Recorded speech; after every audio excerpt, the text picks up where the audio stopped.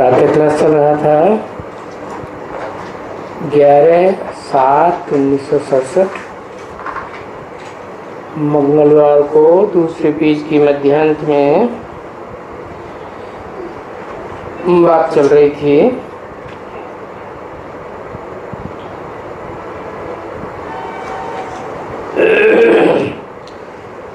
दुनिया वालों विचारों को तो कुछ पता नहीं है कि विश्व में शांति कब थी और शांति कैसे स्थापन होती है, और विश्व शांति स्थापन करने के लिए कौन निमित्त बनता है और करता कौन है। वो तो ऐसे ही पुरस्कार देते रहते हैं। तुम्हारी बुद्धि में तो रहता है विश्व की शांति हम स्थापन कर रहे हैं, इसलिए तो तुम बच्चे यहाँ बाप के बने हो।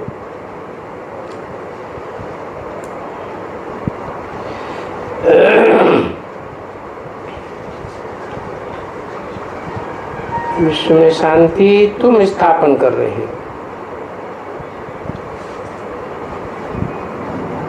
किससे बोला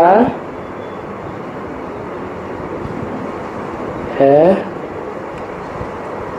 तुम स्थापन कर रहे हो, माने कोई सन्मुख है नजर के सामने। तो कहा जाता है हाजिर नाजिर।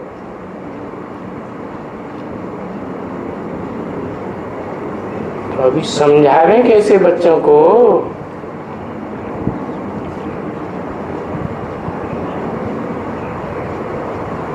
ये आपस में जैसे कहते हो ना, हम आपस में सेमिनार करें, राय करें,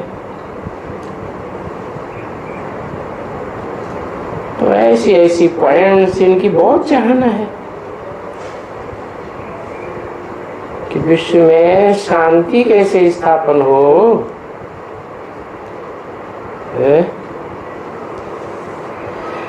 ये रड़ियां मारते रहते हैं। दुनिया में अशांति तो बहुत है। अच्छा, अशांति बहुत है, फिर शांति कैसे स्थापन हो है? पहले कब शांति विश्व में स्थापन हुई थी? हुई तो थी, जब चाहना है तो जरूर हुई थी।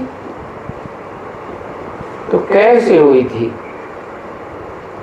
है विश्व शांति के लिए क्या तरीका अपनाया गया जो विश्व में शांति हो गई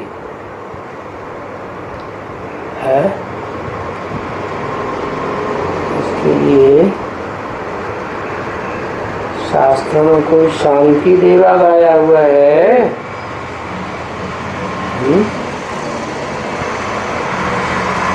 कितने धर्म पिताएं आए, विश्व में शांति तो स्थापन हुई नहीं, और ही ज्यादा अशांति बढ़ती गई। तो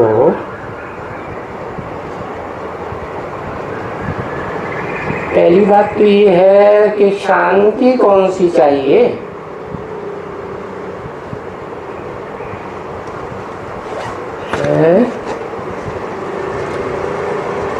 ये तो कोई भी बच्चे जानते नहीं है।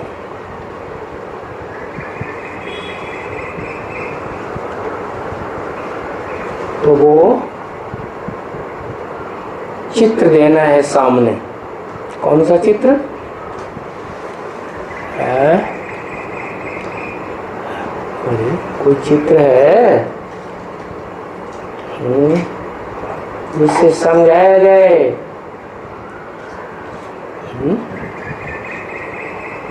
शंकर का चित्र साफ दिखाई पड़ेगा तो भाग जाएगा देखते है। अरे शांति क्या है? वो पूछा, लक्ष्मी नारायण शांत है,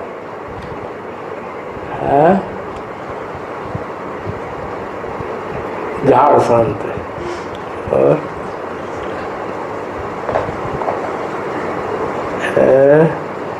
परम धाम शांत है। ठीक है, परम धाम शांत है। धाम माने घर, परम माने बड़े ते बड़ा घर। इतना बड़े ते बड़ा घर जहाँ सिर्फ देवताओं की, मनुष्यों की, ऋषि मुनियों की या राक्षसों की ही आत्माएं नहीं रहती हैं। पशु पक्षी कीड़े मकोड़े सब की आत्माएं उस धाम में रहती हैं। इसलिए उसको कहा जाता है परम धाम।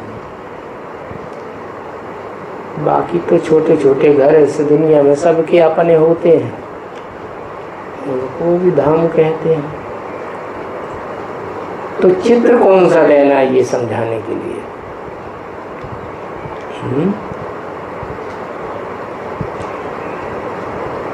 थोड़ा सा बताया झाड़ का चित्र देना, लेकिन झाड़ के चित्र में क्या देना है? जड़ें देना है, तना देना है, डालियां देना है, क्या देना है? अरे तीन लोग का चित्र दिया हुआ है ना झाड़ के चित्र में, तो वो बताना है कि देखो इसमें शांति धाम कहाँ है, ऊंच ते ऊंच धाम है क्या? जहाँ इस सृष्टि की सारी प्राणी मात्र की आत्मा रहती है। अरे प्राणी मात्र को छोड़ो, जो प्राणी दिखाई पड़ते हैं, जो भी चैतन है सबकी आत्मा। अच्छा, ये पेड़ पौधे चैतन है या नहीं है? है? क्या पहचान है? हाँ, चेतन की पहचान बताई, मुरली में भी बताई। चलते फिरते को थोड़ा आवाज भी करते हैं तो उनको चैतन्य कहा जाता है। तो जो भी प्राणी मात्र हैं, पेड़ पौधे से लेकर के सारे ही,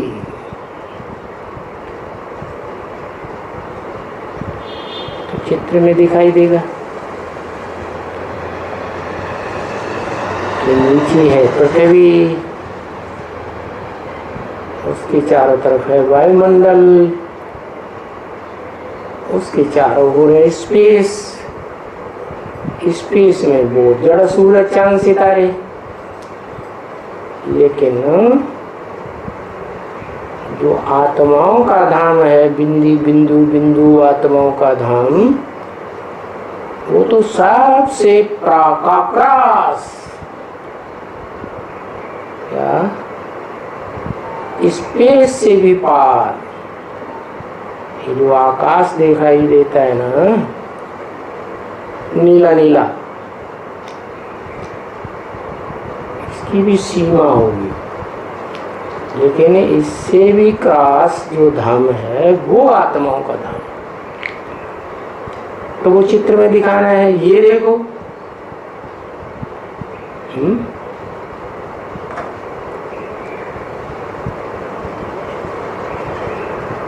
चित्र में दिखाओ और वहां आत्माओं का जखीरा दिखाओ, सारा आत्माओं का झाड़ में दिखाओ।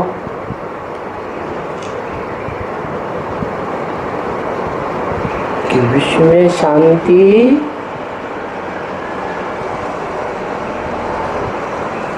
कौन स्थापन कर सकता है? अरे वो है परम धाम। तो परम धाम में जो परम पिता होगा वही अपने धाम में शांति स्थापन करेगा ना, है? तो वो तो है निराकार,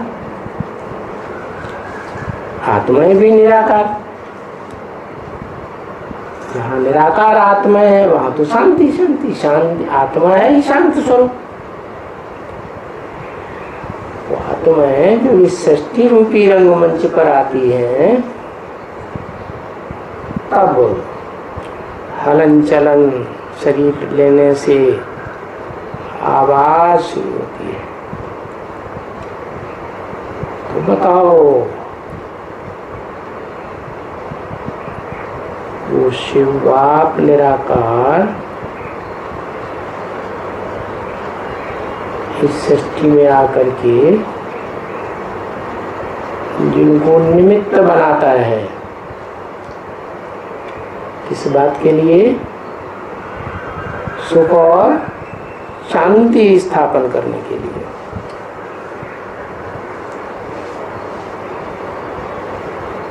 तो उनकी तरफ इशारा करके बताओ कि झाड़ के चित्र में शिव तो निराकार है, लेकिन उसके नीचे जो आत्माएं हैं वो सब साकार हैं। तो उनमें जो अव्वल नंबर हैं उनके लिए कहा जाता है कि भगवान आते हैं तो नर को नारायण जैसा देवता, नारी को लक्ष्मी बनाते हैं। तो लक्ष्मी नारायण का जब राज्य था तब तो विश्व में शांति कहेंगे ना, जरूर है। अभी तो उन्हें प्रजा के ऊपर प्रजा का राज्य चालू कर दिया, शांति कैसे होगी? तो लक्ष्मी नारायण के राज्य स्थापन करने के लिए बाप आते हैं, ज्ञान देते हैं। लक्ष्मी नारायण का राज्य कैसे स्थापन होता है? यहाँ सुख ही सुख होता है, दुख का नाम निशान नहीं होता।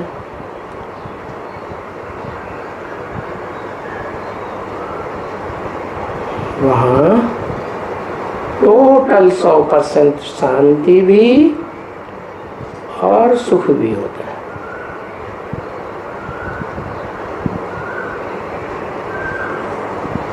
तो जरूर कहेंगे कि विश्व में शांति थी, मनुष्य हैं इसलिए तो उनको ही कहते हो ना, हेवन कहते हो, जन्नत कहते हो,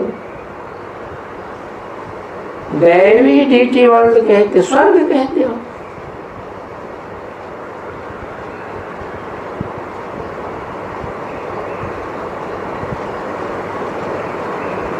तो देखो ये कैसे नाम है? हेवन क्या किया है? विन किया है। तो किसने विन किया है? उन्होंने विन किया है जिन्होंने अहिंसा का पाठ पढ़ा है।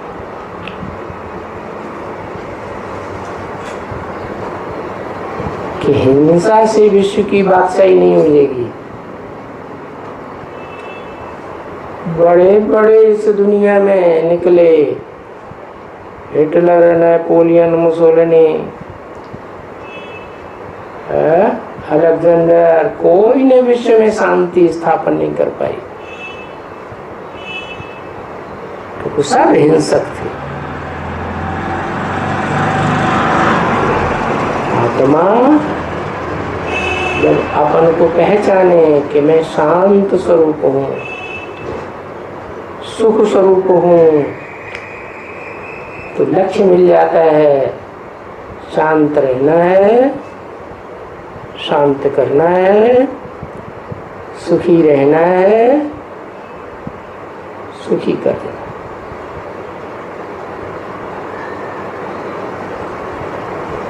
तो विश्व के ऊपर विजय होगी, विश्व की बात सही मिलेगी।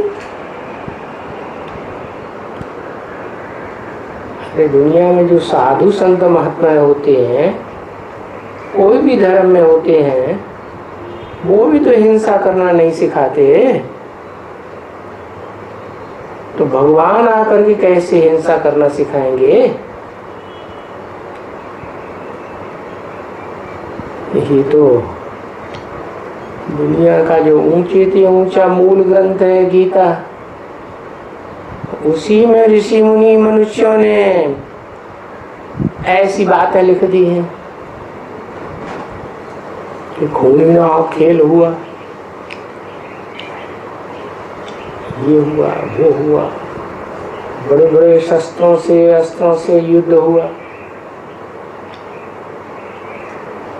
अब ऐसे कुछ थोड़ा ही है।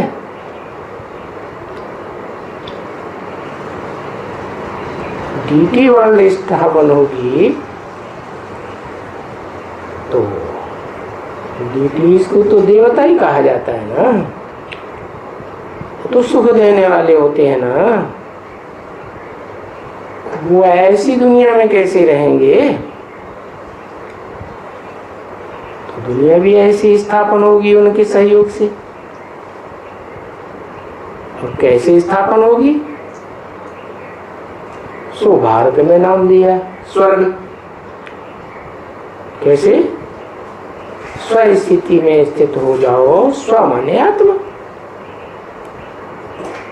तो कहाँ चले जाएंगे?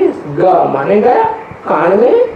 स्वर्ग में चले जाएंगे। माने इसी दुनिया में जो 100% स्व स्थिति में स्थापन स्थित हो सकते हैं, वो इसी दुनिया में स्वर्ग का अनुभव करेंगे।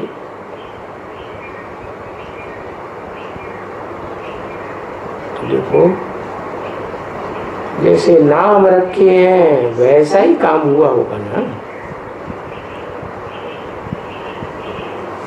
तो तुम बच्चों को तो ये बातें समझाना बहुत सहज, बिल्कुल सहज है कि ये शांति भारत में स्थापन होती है, दूसरे देशों में क्यों नहीं? अरे दूसरे देश जो हैं वो तो दूसरे धर्मखंड है ना। वो दूसरे धर्मखंडों में तो दूसरे धर्म पिताओं का वर्चस्व होता है। वो धर्म पिताएं तो जानते ही नहीं कि अहिंसक राज्य क्या होता है।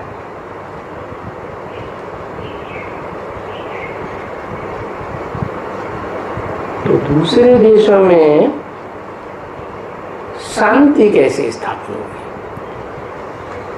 वहां तो जन्म जन्मांतर का माहौल ही ऐसा बना हुआ है। क्या सदा सुख शांति का कभी माहौल रहा ही नहीं? तो वहां के रहने वालों के ऊपर क्या संस्कार बनेंगे? है? दुख और अशांति पैदा करने के ही संस्कार बनेंगे ना। इसलिए बताया कि भारत में ही भगवान आते हैं सुख शांति स्थापन करने के लिए। क्यों? क्या खास बात है भारत में? यहाँ भारत में दुख अशांति नहीं है। सबसे जास्ती दुख और अशांति भारत में है, क्योंकि भारत ही सबसे जास्ती सुखी और शांत हुआ था। लेकिन ये तो दूसरे धर्म पिताएं जब इस दुनिया में आए तो उनके संग के रंग से वो जो विश्व पिता है, आदम, एडम, आदिदेव, आदिनाथ, अलग अलग धर्मों में गाया हुआ है ना। तो विश्व का वो पहला व्यक्ति है जिसने आत्मिक स्वरूप को पहचान करके आत्मिक स्वरूप में स्थिर होने का पहला पहला अभ्यास करके शांति स्थापन की अपने अंदर, और आत्मा सुख स्वरूप है या नहीं है, तो सुख भी स्थापन किया।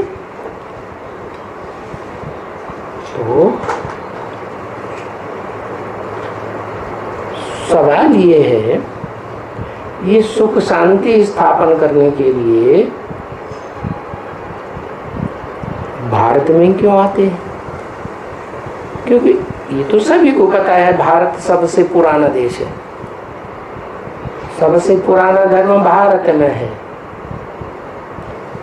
लेकिन ये नहीं जानते, न मुसलमान जानते हैं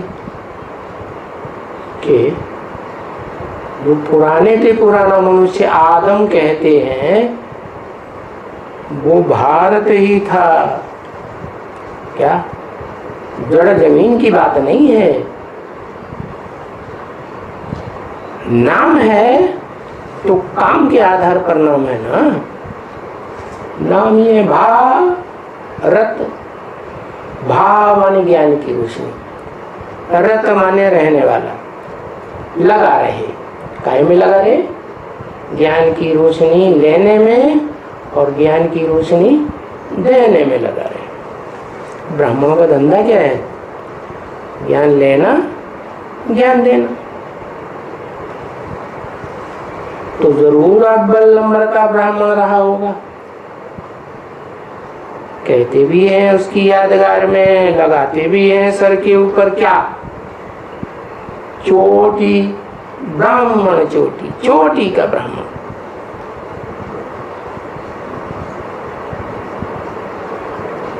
क्या खासियत हुई? ये खासियत हुई कि इस दुनिया में जो सबसे बड़ी चीज है और सबसे ज्यादा पवित्र चीज है, और पवित्र होगी तो ताकतवर भी होगी। क्या है?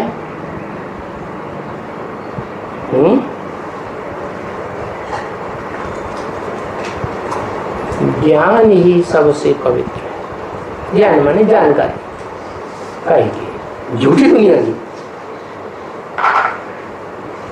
विनाशी देह की जानकारी। ये देह जिन 5 जड़ तत्वों से बनती है, पंचभूतों से बनती है, उनकी जानकारी। अरे ये तो घड़ी घड़ी रूप बदलते रहते हैं। जानकारी ऐसी चाहिए जो अटल हो, अखंड हो। उसको कहते हैं सत्य, सच्चाई, हर बात की सच्चाई। उसी को कहा जाता है ज्ञान, जानकारी। झूठ की जानकारी को ज्ञान थोड़ी कहेंगे। तो इस दुनिया में पहले पहले उस आदम या आदिदेव आदिनाथ में शिव बाप ने आकर के वो ज्ञान जिसे कहते हैं सत्य, इससे सत्य सनातन धर्म की स्थापना होती है, जिससे सत्य युग की स्थापना होती है। वो ज्ञान निराकार शिव ने आकर धारण कराया। अरे दुनिया तो कहती है कि ब्रह्मा द्वारा सृष्टि रची गई। ये तो कोई नहीं कहता, भारत के विद्वान आचार्य भी नहीं कहते कि ब्रह्मा से पैदा हुआ कोई ब्राह्मण है। क्या ब्राह्मण किसको कहा जाता है? ब्रह्मा की औलाद को, ब्रह्मा के फॉलोअर को ब्राह्मण कहा जाता है। तो कोई ब्राह्मण है जिसने स्थापना की।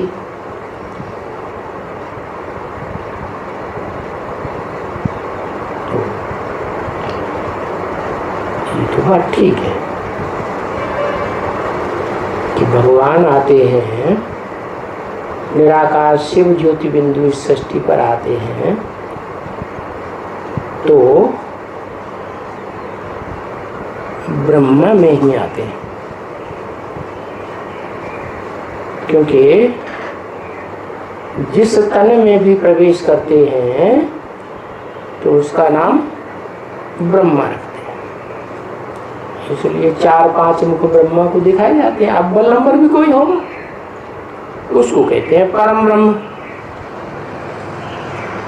और उसको परम ब्रह्म नाम दो, भारत नाम दो। कोई कहते हैं भारत आदम का नाम कैसे दे, वो तो पुरुष था। भारत में तो हम जहां भी जाते हैं देखते हैं कहते हैं भारत माता की जय, माता ही माता कहते हैं। भारत पिता की जय हमने सुना ही नहीं, सुना किसी ने? तो ये आदम कैसे माता बन गया? बन नहीं गया। माता अपने आप नहीं बन जाती है, कोई बनाता है। कौन बनाता है? पति बनाता है। पुरुष जो है वो कोई माता को बनाता है। माता पहली रचना है परिवार बनाने के लिए। कहते हैं वसुधैव कुटुंबकम, सारी वसुधा ही कुटुंब बन जाती है। तो सारी वसुधा का कोई बाप भी होगा ना, है?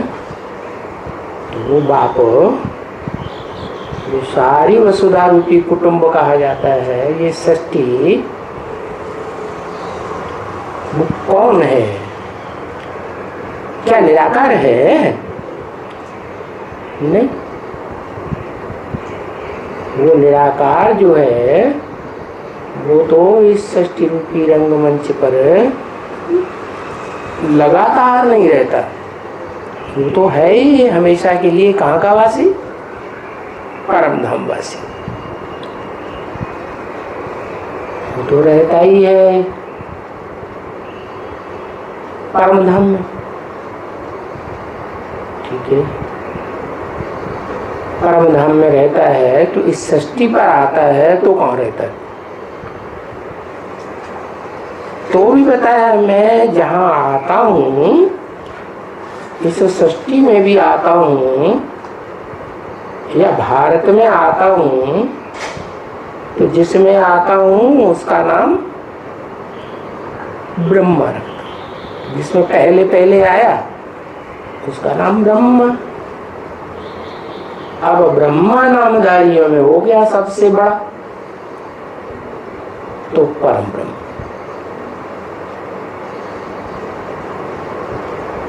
तो कहेंगे बोला भी है मुरली में भी, क्या शिव बाबा तो जादूगर है, स्त्री को पुरुष और पुरुष को स्त्री बना देते हैं।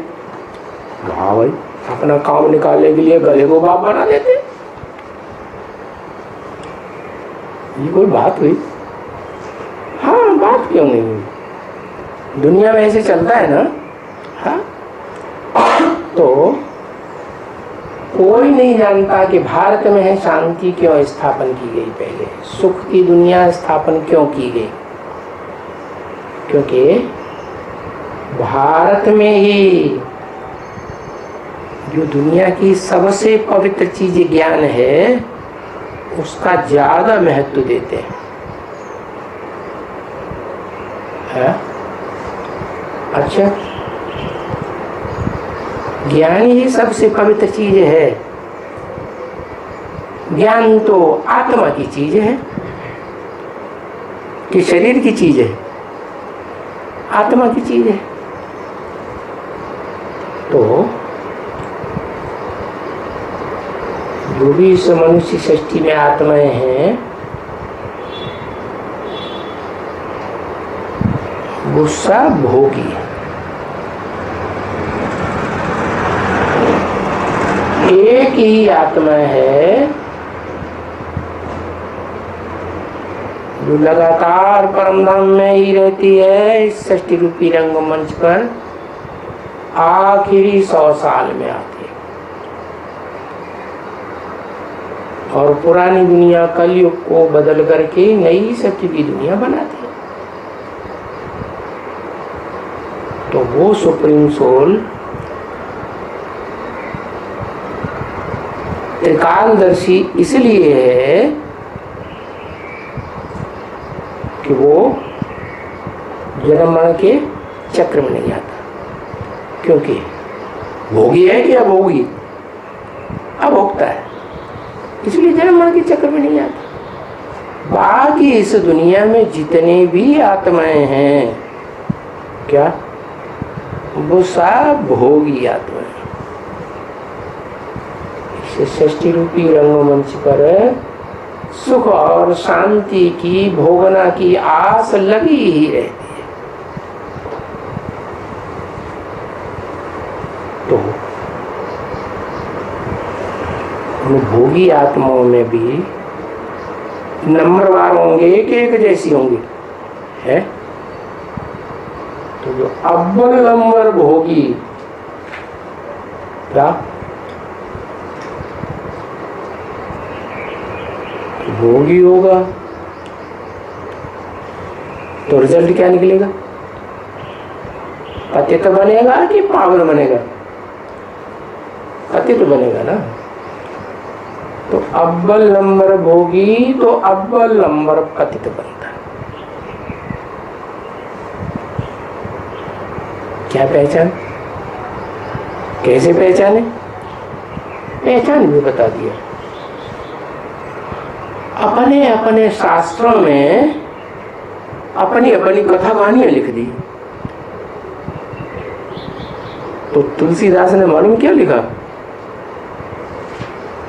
मैं पतितन को राजा।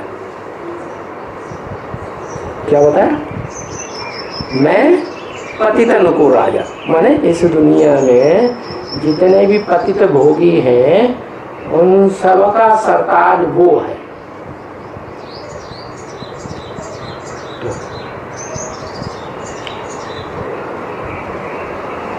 अब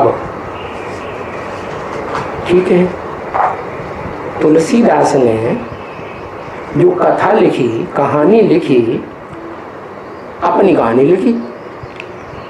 किसकी लिखी, रावण की, सीता की, किसकी, राम की कहानी लिखी। इसका मतलब तुलसीदास राम थे ना, है? राम ही थे ना, ठीक है। और भारतवर्ष में कौन से दो खास देवताएं हैं जिनको भगवान के रूप में मान लिया गया, और बहुत उनकी कथा कहानियां चलती रहती हैं, राम और कृष्ण। राम का नाम क्यों पहले ले लेते हैं, राम कृष्ण, किसी का नाम भी रखेंगे तो राम कृष्ण परमहंस, अरे कृष्ण राम किसी का नाम क्यों नहीं है, कुछ कारण होगा ना। जो बड़ा होता है वो पहले, जो छोटा होता है वो बात, जैसे शिव शंकर,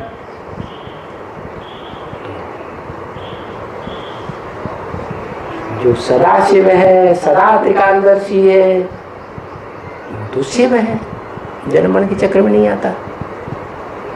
और उसके बाद ज्ञान में तीनों काल का ज्ञाता, या त्रिलोकीनाथ का टाइटल भी लेता है, प्रैक्टिकल बनता भी है, वो कौन है? तो ये नियम है कि बड़े का नाम पहले रखा जाता है, बाप का नाम पहले, बच्चे का नाम बाद में। इसलिए भारत में अभी परंपरा भी चल रही है। क्या है? कोई फर्म का नाम रखेंगे तो एंड सन्स कंपनी पहले नाम देंगे, राजा राम एंड सन्स कंपनी। अब सिर्फ बाप का नाम दे दिया और बच्चों को किसी का नाम नहीं दिया, जबकि दुकान या फर्म बच्चे चला रहे, बाप तो सालों पहले शरीर छोड़ गया, लेकिन नाम चलता है। तो ऐसे ही है कि राम का नाम पहले, कृष्ण का नाम बाद। और वैसे भी भारत में जब मरते हैं अंत में तो किसका नाम लेते हैं? क्या कहते हैं? क्या बोलते हैं? राम राम सत्य है। क्या राम का नाम बोलते हैं? तो अंत में राम का नाम क्यों बोलते हैं? है? जरूर ये षष्ठी रूपी परिवार बना होगा तो राम वाली आत्मा ने पहले पहले प्रैक्टिकल कुछ करके दिखाया होगा, जिससे संसार में सुख और शांति स्थापन हुई होगी। तो वो दिखाते हैं कि जो 33 करोड़ देवताएं हैं उनमें सबसे ऊंची से ऊंचा कौन?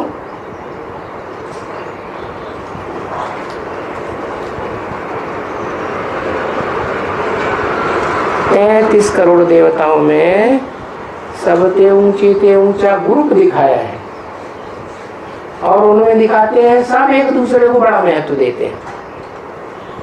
क्या?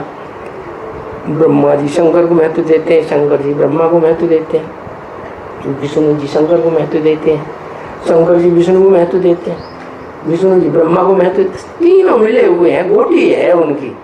क्या? और ये बहुत प्रसिद्ध गोटी है। तो जरूर नई षष्ठी जब स्थापन की होगी तो वो गुटी आई होगी कि नहीं प्रैक्टिकल में? तो शिव बाप जब आते हैं तो ये तीन को ही पकड़ते हैं, तीन आत्माओं। कौन कौन? ब्रह्मा के रूप में संसार में चारों पांचों मुख जिसको दिखाए जाते हैं, और विष्णु के रूप में, और शंकर के। तो इन तीनों में से शांति देवा किसको कहा जाता है? तीनों को तो नहीं कहा जाता है, शांति देवा तो एक ही होगा, क्योंकि दुनिया में कोई भी ऐसी शख्सियत नहीं हुई है जिसने ऐसा कुछ काम किए करके दिखाया हो कि सारी दुनिया में शांति ही शांति हो जाए। एक भी धर्म पिता नहीं जिसने शांति स्थापन की, न सुख की दुनिया बनाई। तो एक शंकर का नाम जो है वो काम के आधार पर नाम है। शं माने क्या? शं माने शांति, कर माने करे। क्या करे? संसार में शांति स्थापित। कैसी शांति? बढ़िया से बढ़िया शांति को क्या कहते हैं? Dead silence. इसका मतलब सबको मार दिया होगा है? जितने भी मनुष्य, पशु, पक्षी, प्राणी हैं, सबको डेड किया होगा कि नहीं है? तो दुनिया में शांति ही शांति हो, डेड शांति। तो भारत में ये शांति स्थापन होगी, और करता कौन है? ऐसे वो भारत में चिल्लाते हैं अयोध्या में राम मंदिर बनाएंगे, अरे मंदिर बने घर, राम का मंदिर बनाओगे तो राम को बना लेने दो ना। है तुम्हें क्या लगाव लगा पड़ा है जो राम का मंदिर बना रहे? कोई खास लगाव है उस घर से? घर परिवार से सबसे जास्ती लगाव किसका होना चाहिए? हाँ? कौन ज्यादा चिंता करता है? घर परिवार की सारी जिम्मेवारी किसके ऊपर होती है? बाप के ऊपर होती है ना। तो घर का जो मुखिया है, इस सृष्टि का जो मुखिया है, वो वास्तव में वही आदम, जिसे शंकर नाम दिया, जिसे अर्जुन नाम दिया। महाभारत युद्ध में दिखाते हैं कि अर्जुन के रथ में आया, रथ माने शरीर।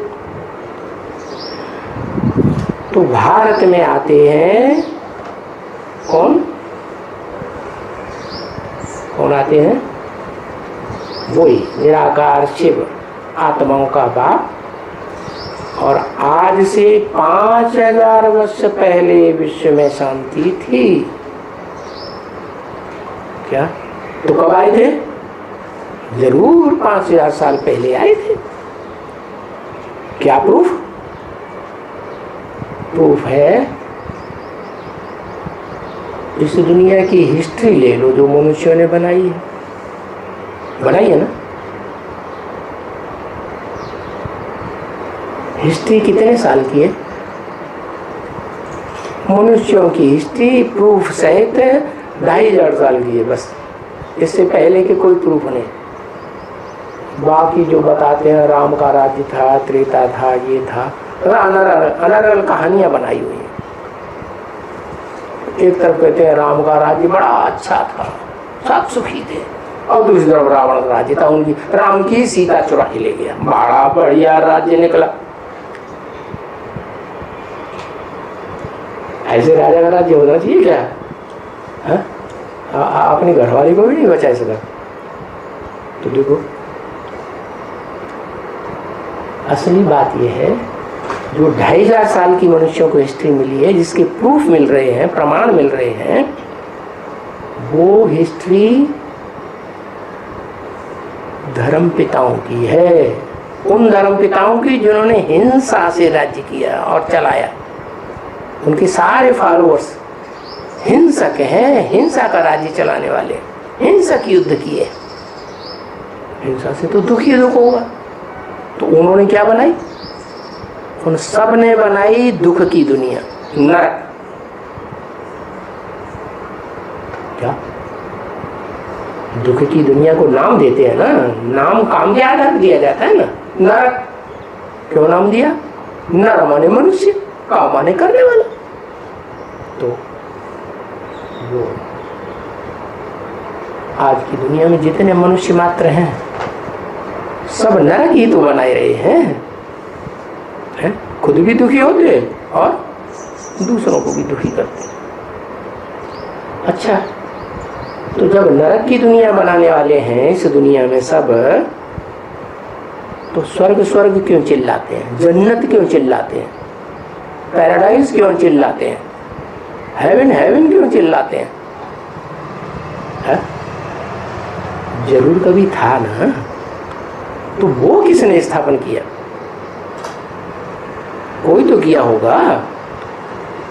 तो जिसने स्थापन किया वो वही है जिसने स्वर्ग का सुख की दुनिया बनाई।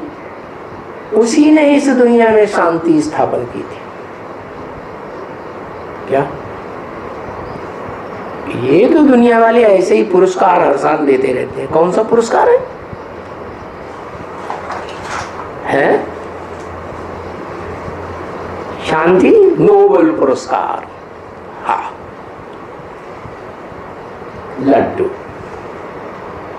शांति वांति कोई नहीं स्थापन करता है, बस पहले से नाम चुन के रख लेते हैं और जिसको उन्हें प्रेफरेंस लेना होता है बस उसी का नाम घोषित कर दिया, हो गई शांति स्थापन।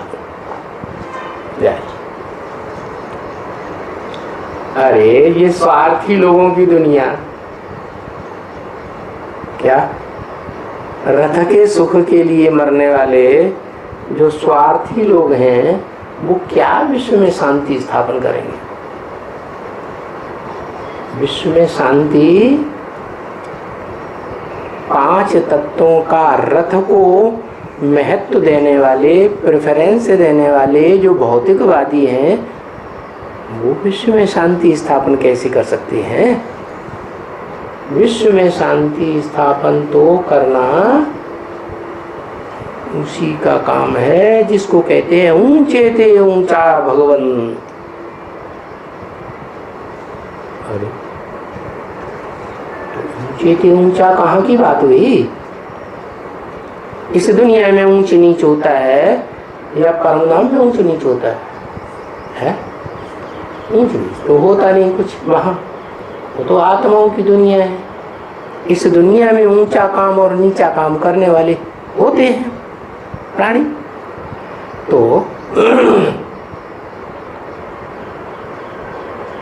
मनुष्य सृष्टि में प्राणियों में वो प्राणी जिसको भारत में झंडे के रूप में दर्शाया है, क्या? 3 कपड़ों का झंडा।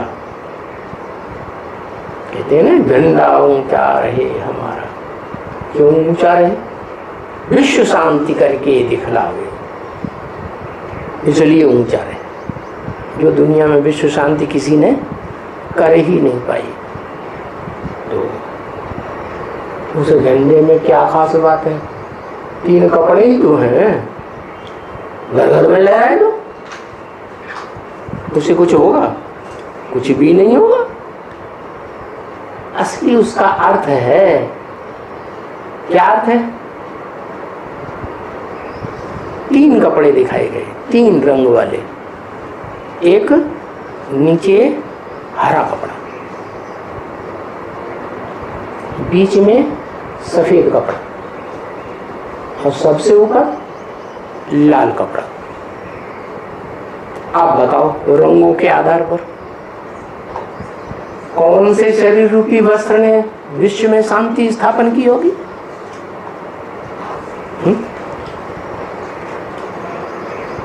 वो हरा कपड़ा जो श्रावण में अंधे हो जाते हैं तो उनको दुनिया में अंधा ही अंधा का क्या दिखाई पड़ता है? हरा ही हरा दिखाई पड़ता है। वो विश्व में शांति स्थापन करेंगे? हाँ? अरे कर ही नहीं सकते। फिर ऊपर है सफेद कपड़ा, ऐसा शरीर रूपी वस्त्र जिसमें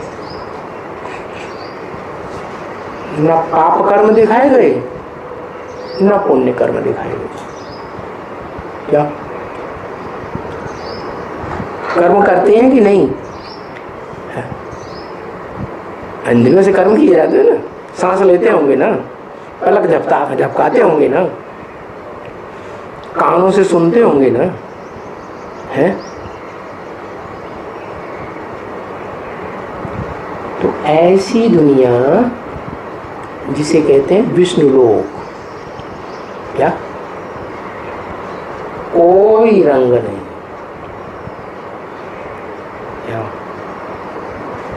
कोई ऐसा केमिकल होता है ना, वो रंग डालते हैं, वो केमिकल डालते हैं तो सारे रंग सफाचट। कौन सा है? नहीं पता? अरे माता जी को, बूढ़ी माता जी को सब पता है। क्या क्या डालते हैं? एसिड डालते हैं, उसे सब रंग खत्म हुआ है, सारा कपड़ा ही जल जाएगा एसिड डालने में। है क्या डालते हैं? नील डालते हैं। अरे नील से तो नीला हो जाता है। क्या छोटी छोटी बच्चियां जैसी बेटी, कुछ जानती ही नहीं है। ब्रह्मा बाबा ने एक बार ब्रह्मा कुमारी से पूछा चीनी कैसे आती है? तो कहती है पेड़ होता है एक ऊंचा, उस पेड़ में से चीनी आती है। अरे जानते भी हैं, यूज भी करते हैं, बुद्धि में नहीं आता। ब्लीचिंग पाउडर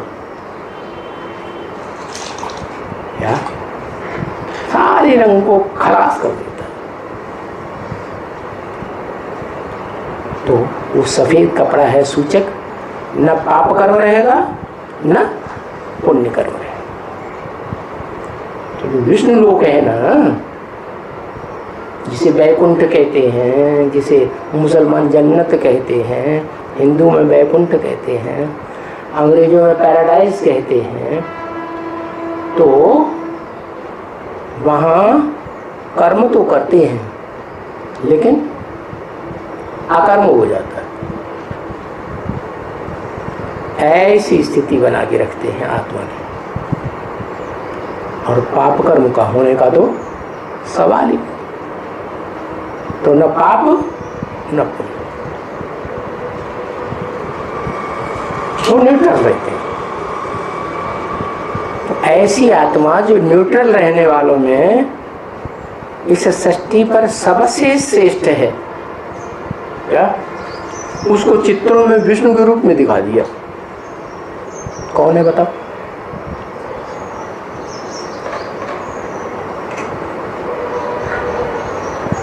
अरे इतनी देर, अरे वैष्णवी देवी, क्या नाम दिया? वैष्णवी देवी। अरे शिव बाबा तो शक्तियों को आगे रखते हैं ना। तो कोई शक्ति है स्वरूपिणी, वो उसका चित्र दिखाया है भक्ति मार्ग में। क्या? विष्णु का चित्र। चार भुजाएं दिखाते हैं ना, कहते हैं 2 लक्ष्मी की भुजाएं, 2 नारायण की भुजाएं, 4 भुजाएं हो गई। तो जो चित्र है वो तो दुनिया को देखने में आता है, भक्तों को देखने में आता है, लेकिन उसमें असलियत क्या है?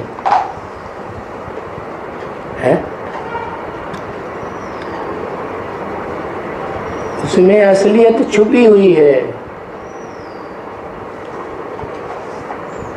क्या? नकली चेहरा सामने आए, असली सूरत छिपी रहे। बताओ कौन है? हाँ, उन भुजाओं को चलाने वाली जो आत्मा है वो गुप्त रहती है। वैकुंठ में कोई तो मुखिया होगा, है तो देखने में नहीं आता। जैसे इस दुनिया में, दुनिया रंगमंच है, तो रंगमंच कोई हीरो पार्टनर होगा ना, डायरेक्टर हमेशा नहीं होता है। डायरेक्टर तो सिर्फ शूटिंग पीरियड में होता है, हीरो पार्टधारी रहता है ना। इस दुनिया में क्या कोई भी सीन हो तो 4 सीन दिखाए, सत्युग, त्रेता, द्वापर, कलयुग, चारों ही सीन में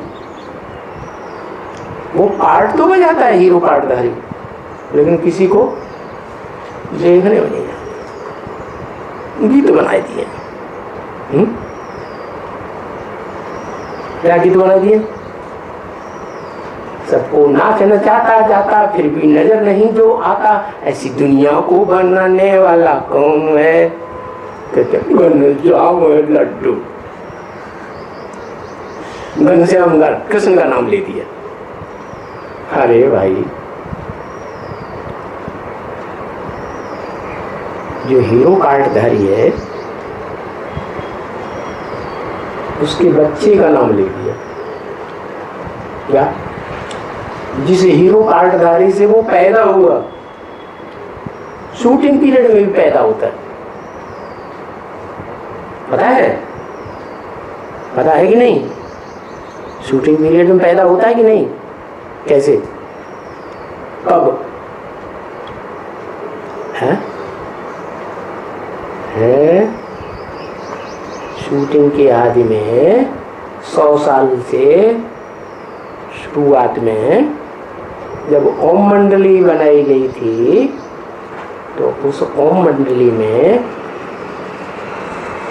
जिस आदम में प्रवेश किया था अर्जुन के रथ में, शंकर में, तो उसका नाम था, काम के आधार पर ब्रह्मा बाबा का दुकान में भागीदार था, मैनेजर के रूप में। तो ब्रह्मा बाबा को जब साक्षात्कार हुए तो चारों तरफ चक्कर लगाए, गुरुओं के पास चक्कर, अपने गुरु से भी पूछा, कहीं से पता नहीं लगा साक्षात्कारों के अर्थ का। तो वो उस भागीदार ने बताया उनको कि तुम्हारे जो साक्षात्कार हुए हैं ना तरह तरह के, उन सबका ये अर्थ है। और साफ बता दिया कि तुमको सत्युग में कृष्ण बनना है, बच्चे के रूप में जन्म लेना है, और यहाँ ब्रह्मा के रूप में सफ़ेद पोषधारी के जो साक्षात्कार हुआ वो ब्रह्मा के रूप में पाठ हो जाना। तो सारी दुनिया में तुम ब्रह्मा के रूप में विख्यात हो जाओगे। तो बीज किसने डाला? बुद्धि में किसने बीज डाला? उनके स्वरूप का। इस शूटिंग पीरियड के भी स्वरूप का बीज डाला, और आने वाली जो दुनिया है उसके भी पहले जन्म का बीज डाल दिया, और उनको पक्का हो गया। तो रचयिता कौन हुआ है? जिसने बीज डाला, बीज डालने वाला बाप होता है ना, वही रचयिता हुआ ना। तो ब्रह्मा भी रचना है, और ब्रह्मा सो क्या बनता है?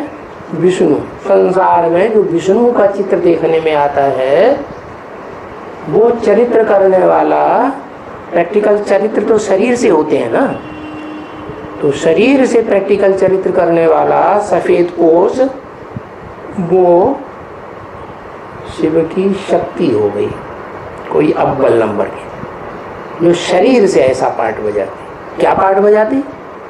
ज्ञान को प्रैक्टिकल जीवन में धारण कर लेती।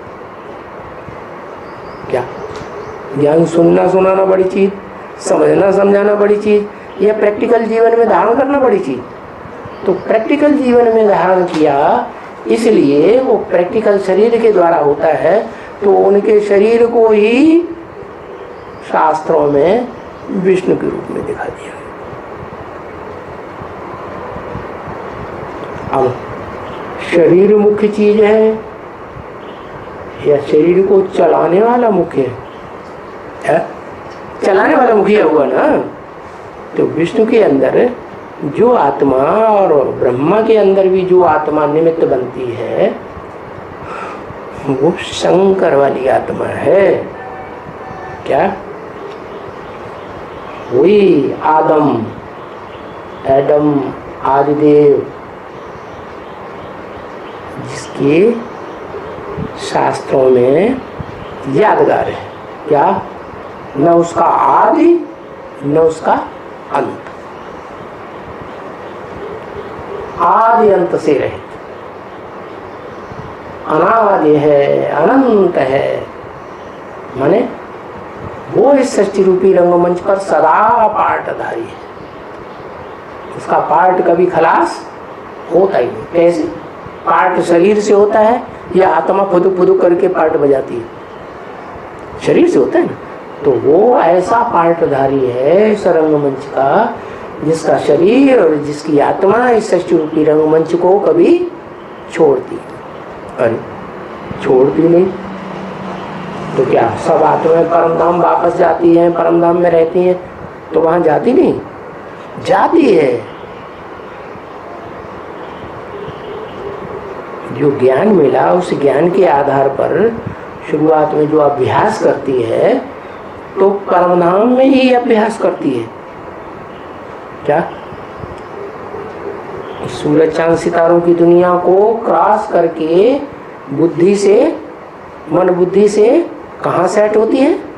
परमधाम में ही सेट होती है। लेकिन जब पुरुषार्थ संपन्न हो जाता है तो बताया परमधाम को तुम बच्चे इस सृष्टि पर उतार लेंगे, नंबरवार उतारेंगे ना।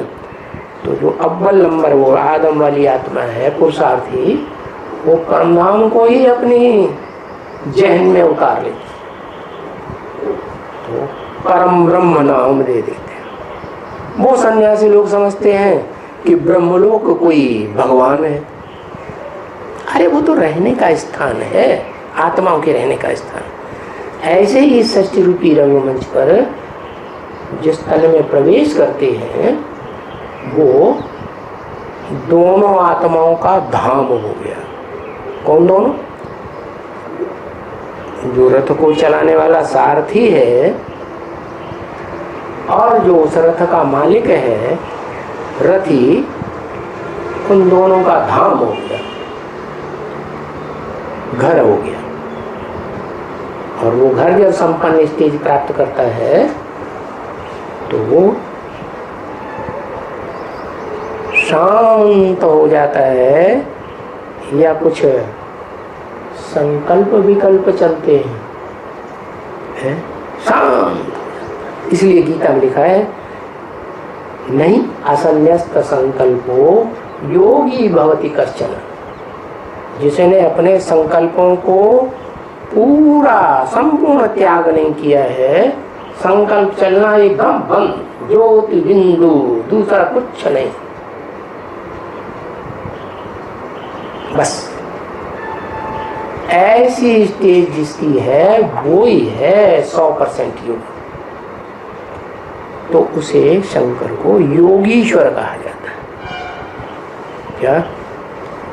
ऐसी योग की ताकत लेता है, शक्ति धारण करता है, जिससे इस षष्ठी रूपी रंगमंच की सारी मनुष्यात्माएं उस योग शक्ति कहो, वशीकरण मंत्र कहो, 500-700 करोड़ मनुष्य आत्माओं को वशीभूत करके अपनी तरफ आकर्षित कर लेते। तो आकर्षण करने वाले का भी नाम कृष्ण है। क्या? तो उन्होंने बच्चे को तो जान लिया, और वो बच्चे का बाप है असली कृष्ण, उसको भूल गए। तो अब पता चला कि शांति कहाँ से आरंभ होती है? शांति भारत से आरंभ होती है। भारत चैतन्य में पहले शांति स्थापन होती है, और आज से 5000 वर्ष पहले शांति स्थापन हुई थी।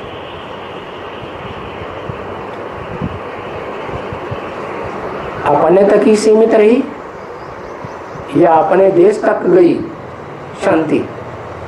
सारे देश में शांति स्थापन हो जाती। महाभारत युद्ध हुआ और शांति ही शांति, ऐसी स्टेज हो जाती है। तो उसी योगीश्वर का दूसरा नाम है सनत कुमार। वो ब्रह्मा का जो 4 मानस पुत्र पहले की दिखाते हैं, उनमें से सबसे ज्ञानी और सबसे योगी जो बनता है उसको कहते हैं योगीश्वर। तो ऐसे नहीं कि योगियों के ईश्वर अनेक होंगे, कि कृष्ण भी योगी ईश्वर और शंकर भी योगीश्वर और सनत कुमार भी योगीश्वर, नहीं, एक ही है योगियों का ईश्वर, जो इस षष्ठी रूपी रंगमंच पर सारी मनुष्य सृष्टि की आत्माओं को भोगी से क्या बना देता है? आखिरी आप समान योगी बना देता है। और किससे योग लगाने वाले? उस निराकार को तो कोई पूरा जान ही नहीं पाते। शिव को अगर जान पाते होते इब्राहिम, बुद्ध, क्राइस्ट, तो उनका नाम भी शिव के साथ जुड़ा होता, देवताओं का नाम जुड़ा होता। कोई देवता, दानव या मनुष्यों का नाम नहीं जुड़ा होता शिव के साथ, सिर्फ शंकर का नाम जुड़ता है। और जब मंदिर में जाते हैं तो कहते हैं शिव शंकर भोलेनाथ। तो उनका जो कंबाइंड रूप है वो है शंकर का शरीर और उस शरीर में रहने वाली ज्योति बिंदु आत्मा, जो शरीर की स्मृति से, शरीर की इंद्रियों से परे हो जाती है। तो उसको शिवलिंग के रूप में पूजा जाता है। वो बीज है संसार का, है? संसार में जितने भी प्राणी मात्र हैं, जिनमें प्राण शक्ति दौड़ रही है, वो सारे ही प्राणी, उनका बीज कौन है? आखिरी है शिव। शिव बीज नहीं है। शिव में तो शरीर ही नहीं होता, शिव को अपना शरीर ही नहीं होता। ये प्राणियों को तो शरीर भी होता है और आत्मा भी होता है। आत्मा जिसे मन, बुद्धि और अहंकार स्वरूप कहा जाता है, वो आत्मा होती है ना, नंबरवार होती है। और कमोवेशी ज्ञानेंद्रियां भी होती है, किसी में कम, किसी में ज्यादा। जैसे सांप में कान होता है, कान नहीं होता। ऐसे बहुत से जीव जंतु हैं जिनमें कम इंद्रियां हैं। मनुष्य ही ऐसा प्राणी है जिसमें सारी इंद्रियां मौजूद रहती हैं। और मनुष्यों से भी ज्यादा, मनुष्यों के भी अंदर जो शिव की शक्तियां कही जाती हैं, कन्याएं माताएं हैं, जो पवित्रता को जीवन में, प्रैक्टिकल जीवन में ज्यादा धारण करते हैं। क्योंकि ज्ञान का लक्ष्य ही है पवित्र बनना। क्या पवित्र बनना? अरे आत्मा को पवित्र बनाना ये तो शिव का काम है, लेकिन शरीर को भी पवित्र बनाना ये कौन बनाता है? आत्मा को भी पवित्र बनाए, शरीर को भी पवित्र बनाए, वो कौन? क्योंकि शिव तो शरीर है ही नहीं, तो सिर्फ आत्मा है। तो शिव जिसमें प्रवेश करता है, आदम में, एडम में, आदिदेव में, उसको आप समान बनाता है। माना निराकारी, निर्विकारी, निरहंकारी, 100% ज्योति बिंदु आत्मा बना देता है। तो बच्चा बाप समान हो गया। इसलिए वो शंकर ही तीन मूर्तियों का रचयिता है। क्या कहते? त्रिमूर्ति शिव।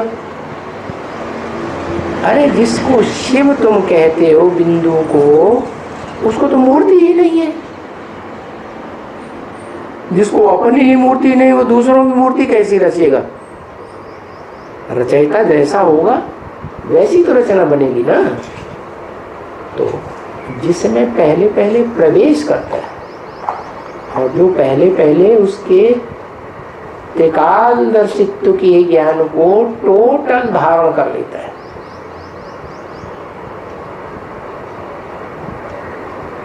उसका नाम है शिव बाबा। क्या? बाबा माने शरीर, शिव माने निराकारी स्टेज 100%। तो दोनों का कॉम्बिनेशन है। शरीर लिंग के रूप में दिखाते हैं, वो लाल। सोमनाथ मंदिर में जो लिंग था वो लाल पत्थर का था ना, और कपड़ा जो झंडे का दिखाते हैं वो भी लाल। क्यों लाल दिखाते हैं? लाल दिखाने का कारण ये है कि जो लाल रंग है वो क्रांति लाता है। क्या? पवित्रता स्थापन करने के लिए, शुद्ध बनाने के लिए। आग क्या करती है? क्या करती है आग? दुनिया में कितना भी कचरा पड़ा हुआ हो उसको जला के भस्म करके राख बना दे, पवित्र हो गया। वो पवित्र जो है राख, मुर्दे को बहुत अपवित्र माना जाता है। कहेंगे घर में रखोगे तो उसमें कीड़े पड़ जाएंगे, बदबू आएगी, सारा गांव भाग जाएगा गांव छोड़ करके। बदबू छोड़ते कि नहीं? है? रोड पर दौड़ते हुए कभी देखा? नहीं। अरे कभी जोर से बदबू आती है कि नहीं रोड पर? तो 1 किलोमीटर पीछे 1 किलोमीटर आगे तक बदबू ही आती रहती है। कोई प्राणी मर जाता है, सड़ जाता है, वो पड़ा रहता है, उसमें कीड़े पड़ते हैं, बदबू आते हैं। तो उसको सूरज की गर्मी क्या करती है? सूरज आपका गोला है ना, पवित्र कर देता। ऐसे ही अग्नि सब कुछ पवित्र कर देता। ऐसे ही वो शिव जिसमें प्रवेश करता है उसे आग का गोला बना देता है। इसको शरीर, वो शरीर की रोम रोम में ज्ञान भर जाता है। क्या? ज्ञान अग्नि कहा जाता है। और योगाग्नि भी भरी हुई है। तो उस योगाग्नि और ज्ञान अग्नि से क्या होता है? पहले क्रांति होती है क्या, और उसके बाद शांति हो जाती है। इसलिए झंडे के कपड़े में सबसे ऊपर लाल कपड़ा शंकर का सूचक है। तीनों कपड़े इकट्ठे होकर दिखाए गए हैं झंडे में, उसके लिए कहते हैं विश्व विजय करके दिखलावे तब हो बे प्रणपूर्ण हमारा, झंडा ऊंचा रहे हमारा। तो आज से 5000 वर्ष पहले विश्व में शांति थी। इसका मतलब ये है कि ऊंची से ऊंचा भगवंत इस सृष्टि पर जब सक्रिय होता है, क्रांति के आधार पर दुनिया में विनाश करता है जो किसी ने नहीं किया, उसमें सारी दुनिया में शांति स्थापन हो जाती है। और उसके साथ साथ जो उस शांति की स्थापना में सहयोग देते हैं उनकी सुख की दुनिया तैयार हो जाती है। वो है वैष्णवी, विष्णु देवता, वैकुंठ। और जो शरीर रूपी रथ है जिसकी यादगार शिवलिंग दिखाते हैं, वो ही है सुख शांति का घर। इसलिए बोला मुरली में क्या, वो हमारा बाप भी है, वो हमारा घर भी है, और वो हमारा स्वर्ग भी है। तो बता दिया क्या क्या बताया कि वो एक ही है जिसको सारी दुनिया भूली हुई, पूरा भूले हुए भी नहीं है। आदम का, एडम का, आदिदेव का, आदिनाथ का नाम तो सभी धर्मों में चल रहा है, लेकिन उन्होंने किया क्या, वो इतनी पुरानी बात है कि किसी को जहन में नहीं आती। क्यों नहीं आती? क्योंकि इस सृष्टि का महाविनाश जो है वो इतना भयंकर चीज है, बड़ा सा बड़ा एक्सीडेंट है, जिसके आधार पर सब आत्माएं सब कुछ भूल जाती है। किसी को कुछ भी नहीं याद रहता, बस ज्यादा से ज्यादा पहुंचती है बुद्धि क्या, भगवान को बहुत याद करेंगे, बहुत याद करेंगे तो सतयुग के कृष्ण बच्चे तक बुद्धि पहुंचती। बस उससे बाद में वो बच्चा कहाँ से आया, किसने पैदा किया, वो कुछ पता नहीं। बस जलमयी में, सागर की लहरों में कृष्ण बच्चा मिल गया, नई सृष्टि शुरू हो गई। देखो कैसी कैसी बातें बनाई। अब देखो ये बातें जो बाप बतलाते हैं वो कोई नहीं जानते हैं बच्चे है? जबकि ये कलह युग, कलह युगी, ये सभी दूर कर दिए।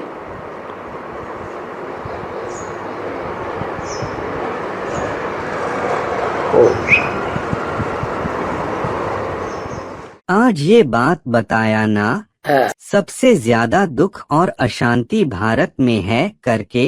क्यों भारत से ज्यादा दुख और अशांति वाले देश अभी जहाँ युद्ध वगैरह छिड़ी हुई है वहाँ पे दुख और अशांति नहीं है, यहाँ फिर भी थोड़ा बहुत शांति। जब छिड़ी हुई थी उससे पहले बात सुख भी तो था।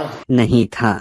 ऐसे ऐसे देश। कहाँ की बात कर रहे हैं? हाँ, कहाँ की बात कर रहे हैं? अफ्रीका के कहीं एक देश हैं जहाँ पे भुखमरी चलती है। अफ्रीका के जो देश हैं वो सब अरबियन कंट्रीज के हैं, अरब लोग हैं वो, समझे। और वो अरब लोग जो हैं वो फिर भी बहुत कुछ धनाढ्य थे और उनके धन को ही नजदीक देख करके उन्होंने क्रिश्चियंस ने आक्रमण किया और उनको वशीभूत कर लिया। वो तो रेगिस्तानी प्रदेश हैं, वहाँ भले रेगिस्तानी है तो भी कुछ नहीं वहाँ, फिर भी अफ्रीका बहुत बड़ा देश, वहाँ बरसात बहुत होती है। अफ्रीका तो मतलब बहुत एक देश जहाँ बरसात ज्यादा होती है ना वहाँ पैदाइश भी हो जाती है, रेतीली जमीन में भी पैदाइश हो जाती है। पर्जन्यात् अन्न संभव, पर्जन्य कहते हैं बरसात को। बरसात होती है तो उससे अन्न पैदा होता है, कुछ न कुछ तो खजूर पैदा हो जाएगा। अरे खजूर को तुम क्या समझते हो? उस समय तो भारत एकदम हड्डियां एकदम मजबूत हो जाएंगी।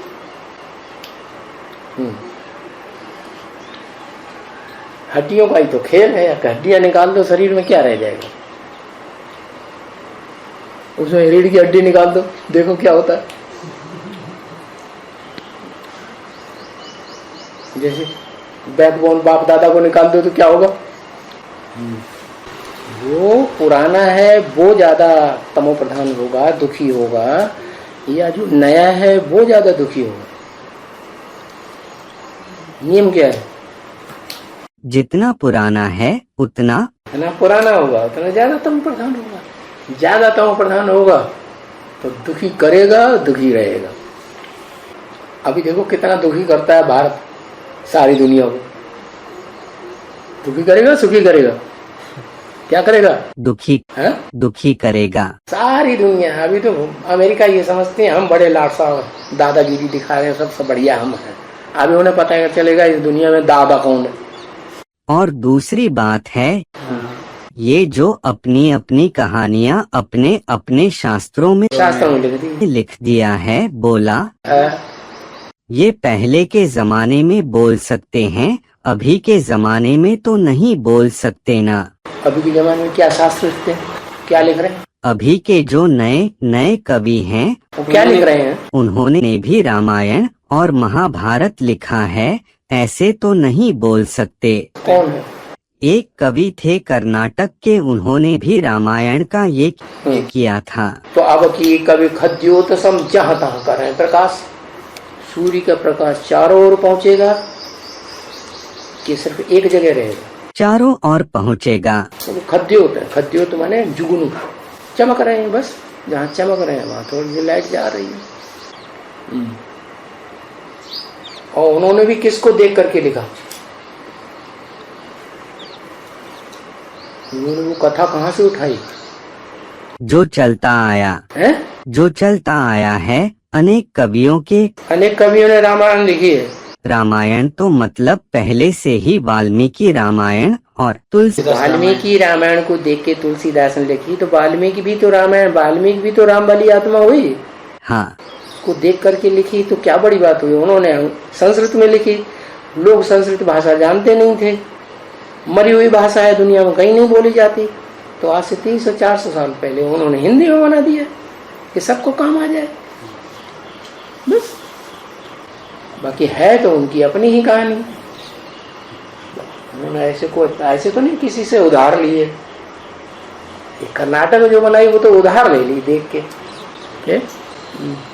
और जो 3 कपड़े का झंडा जो बताया ना, तो ऐसे 3 कपड़े का जो झंडा अभी कई एक देशों का चलता आया है, हमको जब बताना है तो भारत का ही खासियत है ना। वो ऊपर लाल, बीच में सफेद, नीचे हरा। वो बताओ किस देश का है?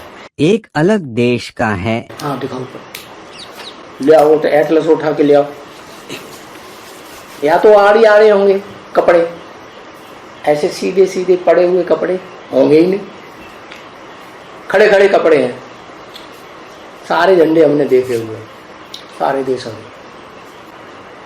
बाद में दिखा लेना, अभी ढूंढते ढूंढते तुम्हारा टाइम चला जाएगा ढेर सारा।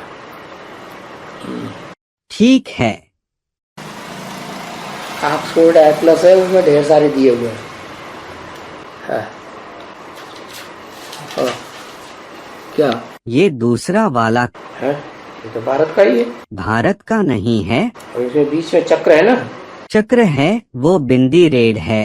कौन सा देश है? Niger, niger, niger, NIGER, Nigeria के बाजू में जो देश है नाइजर करके। अरे इसमें ये चक्र है, क्या है? चक्र नहीं है, वो ऐसे गोल बिंदी है। ऐसे गोल बिंदी दिखा दी। केसरी बिंदी है। बिंदी नहीं दिखाई, वो उनका झंडा है। हाँ बस ये अंतर है ना, फिर इतना उन्हें बिंदी बीच में दिखा दी। लेकिन तीनों कपड़े जैसे हैं ना। कपड़े दे हैं, लेकिन अंतर दिखाया कि नहीं दिखाया? अंतर है या नहीं है? वही अंतर तो रहेगा ही। क्यों अंतर रहेगा? लेकिन जैसे 3 कपड़े जो हैं यहाँ देशों का, यहाँ तो अंतर होने का सवाल ही नहीं। रजिस्ट्रेशन होता है इसका, दूसरा देश नहीं बना सकता एक ही जैसा। हाँ जी, ये सही है। 3 कपड़े का जो रंग है, 3 कपड़े का रंग है, लेकिन बीच में जो चक्र होना चाहिए वो नहीं है। वो बिंदी दे दी उन्होंने, बस उनका शिवलिंग बीच में आ गया सफेद कपड़े में। और ये जो बात बताई ना, रोम रोम में ज्ञान समा जाता है करके, तो पूरे शरीर के रोम रोम में ज्ञान समा जाता है जो बोला ना। ज्ञान ऐसी चीज है जो मतलब मन बुद्धि में समाने वाली बात है। मन बुद्धि में समाने वाली है, ये तो लेकिन कवि की भाषा है। रोम में समाया करके वो योग का भंडार है, जैसे पूरा लिंग। अगर योग का भंडार न हो तो शिवलिंग ही क्यों कहते हैं? शिवनाक कह दें, शिव कान कह दें, क्या शिव पांव कह दें, शिव हाथ कह दो, शिवलिंग ही क्यों? बता, जवाब दो। प्रवृत्ति का सूचक है। प्रवृत्ति का सूचक है। प्रवृत्ति का सूचक क्यों? आंखों की प्रवृत्ति नहीं है, नाक की प्रवृत्ति नहीं है? और कोई दुनिया में ऐसी आत्मा है? एक लिंग जी महाराज है। फिर एक लिंग में रोम रोम में समाया हुआ है या नहीं? नहीं तो फिर पतित हो जाएगा। और वो धर्म पिता कहेंगे वो तो ज्ञानेंद्रियां हैं, इसलिए वो व्यभिचारी नहीं बनी। हमारी तो कर्मेंद्रियां है ना, तो कर्मेंद्रियों में जो मुख्य इंद्रिय है उसको दिखा दिया। लो, ये कंट्रोल में है कि नहीं पूरी? फिर तो लिंग में रोम रोम में हो सकता है, पूरे शरीर में नहीं हो सकता। ज्ञान जो होता है मतलब बुद्धि में समाने वाली बात है। बिना ज्ञान के कहीं की इंद्रियां काम कर पाएंगी? नहीं कर पाएंगी। इंद्रियों में ज्ञान समाया हुआ होना चाहिए या नहीं? है? ज्ञान होगा तभी तो ज्ञान युक्त कर्म करेंगी। जो ज्ञानी जैसा कर्म कर देंगे तो ज्ञान नहीं समाया हुआ। ज्ञान युक्त कर्म करता है, इसलिए मैंने लिंग में, पूरे लिंग में रोम रोम में ज्ञान नहीं समाया हुआ। नहीं नहीं, वो नहीं कहा, वो कवि की भाषा है ना, जो रोम रोम में समाया हुआ। कवि की भाषा नहीं है, वो असलियत है। उसका एक भी कण ऐसा नहीं है जिसमें वो ज्ञान न समाया हुआ हो, ज्ञान के आधार पर योग की पावर न भरी हुई हो। हाँ जी, ये बात बताया ना कि वैकुंठ में हाँ जो है वो हाँ जो भुजाओं को चलाने वाला जो है हाँ। वो पर्दे के पीछे रहता है, बोला ना। वो कहाँ दिखाई पड़ता है? दिखाई नहीं पड़ता, ठीक है। वैकुंठ के अंदर ही, वो विष्णु के अंदर ही है ना। तो वैकुंठ मतलब विष्णु की स्मृति में सदैव समाया हुआ है कि नहीं? समाया है, नहीं समाया। समाया है। फिर जो राज करेगी, हाँ, कहते हैं राज करेगा खालसा, वो नीचे की दुनिया में राज करेगा या वैकुंठ में राज करेगा? नहीं, वो जगदम्बा के लिए बोलते हैं ना, राज करेगी खालसा। हाँ, लेकिन जो जगदम्बा नीचे राज करेगी उसमें भी तो सहयोग है या नहीं है? सहयोग है। हाँ? तो वैकुंठ सुखधाम के लिए कहेंगे। सुखधाम है, सुखधाम के लिए नहीं कहेंगे, वो सुखधाम है ज्ञान इंद्रियों का सुखधाम। वहाँ इंद्रियों का सुख है ही नहीं विष्णुलोक में। अच्छा, वैकुंठ हाँ, वैकुंठ अलग चीज है और सुखधाम अलग चीज है। पैराडाइज अलग चीज नहीं है। अंग्रेजों को, मुसलमानों को जन्नत और पैराडाइज चिल्लाते रहते हैं, वो उनको सत्युग त्रेता में वो कभी आते हैं क्या? जो उन्हें स्मृति है, तो संगम युग में ही सब कुछ सुना है ना। तो एक सुखधाम, एक शांति धाम और वैकुंठ तीसरा है, एक और। हाँ, सबसे ऊंची स्टेज जो है, जो इंद्रियों के सुख से भी परे है, हाँ, वो है विष्णु लोक। तो सुखधाम के अधिष्ठाता अलग है, वैकुंठ के अधिष्ठाता अलग है। एक ही तो है जो अधिष्ठाता है, वो तो वहाँ मुखिया बन के बैठता है।